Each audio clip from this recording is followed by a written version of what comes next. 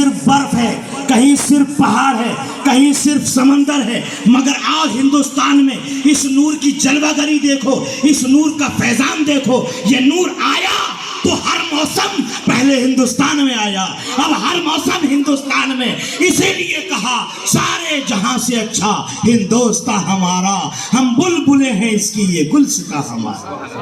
قلندر لاہوری بے وقوف نہیں تھے، اب بڑی تیزی کے ساتھ اب آئیے یہ نور آ گیا۔ مگر ایک بات میں بتاؤں، پہلے میں نے بتایا تھا کہ پہلے آیت میں نور کا ذکر ہے، پھر کتاب کا ذکر ہے۔ اس کا مطلب یہ ہے کہ پہلے معلم آتا ہے، بعد میں کتاب آتی ہے، پہلے ٹیچر آتا ہے، بعد میں اسٹوڈنٹ آتا ہے، پہلے کتاب آتی ہے، پڑھانے والا بعد میں آتا ہے۔ اتنا پڑھایا، اتنا پڑھایا، اتنا پڑھایا، اتنا سمجھایا، 1,24,000 صحابہ کو ساتھ کر دیا، سمجھاتے رہے، شہید ہو گئے، سمجھاتے رہے، شہید ہو گئے، قربان ہو گئے، اور سرکار نے یہ کرم فرمایا اپنی امت پر کہ جاتے جاتے فرمایا اس قرآن کو میں لے کر آیا ہوں، یہ قرآن میرے سینے پر نازل ہوا، میری زبان پر نازل ہوا، مگر اس کی حفاظت کے لیے میں تمہیں علی دے کر جا رہا ہوں، میں تمہیں حسین دے کر جا رہا ہوں، میں تمہیں حسن دے کر جا رہا ہوں۔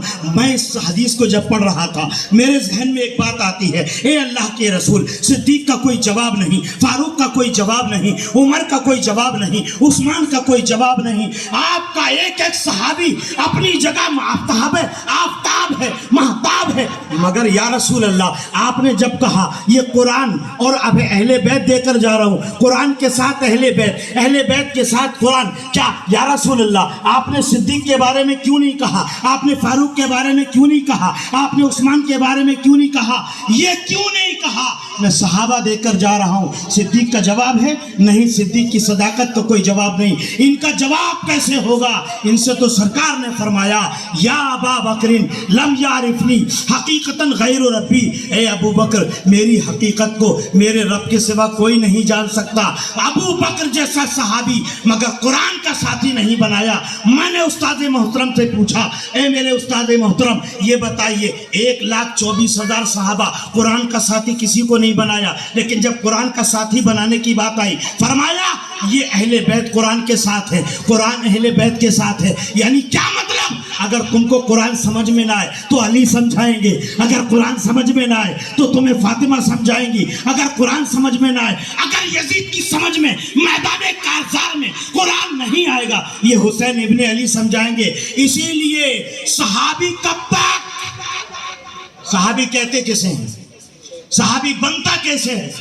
صحابی بنتا ہے حضور کی نظر سے، ایمان کی حالت میں حضور کے سامنے کلمہ پڑھا اور ایمان ہی کی حالت میں انتقال ہو گیا وہ صحابی۔ مگر مجھے بتاؤ صحابی کب تک؟ جب تک حضور بظاہر ہماری آنکھوں کے سامنے، جبھی تک تو صحابی رہے گا۔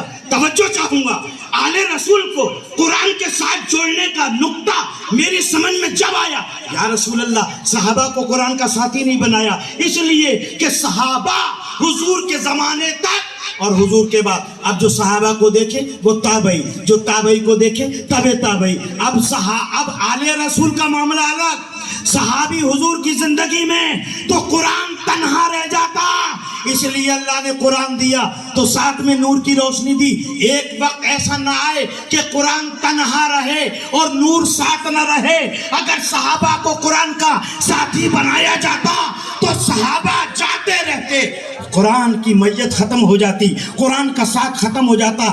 اسی لیے صحابی حضور کے زمانے تک اور آل رسول قیامت تک، آل رسول قیامت تک۔ اب اگر تمہیں قرآن سمجھ میں نہ آئے تو دھرتی پر لیٹا ہوا قلندر خواجہ اجمیری سمجھائیں گے، محبوب الہی سمجھائیں گے، قطب الاقطاب سمجھائیں گے، مخدوم سمنہ سمجھائیں گے۔ ابھی مولانا مقبول مصباحی صاحب نے حضرت مخدوم الاولیاء حضرت سیدنا اعلیٰ حضرت اشرفی میاں کے حوالے سے بڑی پیاری بات کہی تھی۔ جب میں مراد آباد سے چلا تھا تو ذہن میں کچھ اور تھا، لیکن یہاں کے میری روشی بدل گئی۔ میں آپ کو آج اس اسٹیج پر غوث کا بیٹا بیٹھا ہوا ہے، میں آج اس کی فضیلت آپ کو ہندوستان کے حوالے سے بتانا چاہتا ہوں کہ اشرف ملت جس کی اولاد ہے، اس کی اولاد کے باپ کا کوئی جواب نہیں، نانا کا کوئی جواب نہیں۔ اور آؤ سنو، ہندوستان میں سب سے پہلا مسلمان، سب سے پہلا صحابی نام بتاؤ کون ہے؟ سب سے پہلا صحابی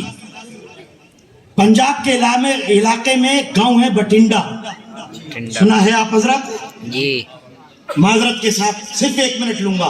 بھٹنڈا میں حضرت بابا رتن ہندی، میں ولیوں میں فرق نہیں کر رہا ہوں، ہر ولی اپنی جگہ لاجواب، خواجہ ہند کا اپنی جگہ کوئی جواب نہیں، مگر اللہ نے میرے مخدوم اشرف کو وہ شان امتیازی عطا فرمائی. اس وقت موجودہ سارے اولیاء ولی ہیں اور مخدوم اشرف تابعی ہیں، اس لیے کہ صحابی کو اللہ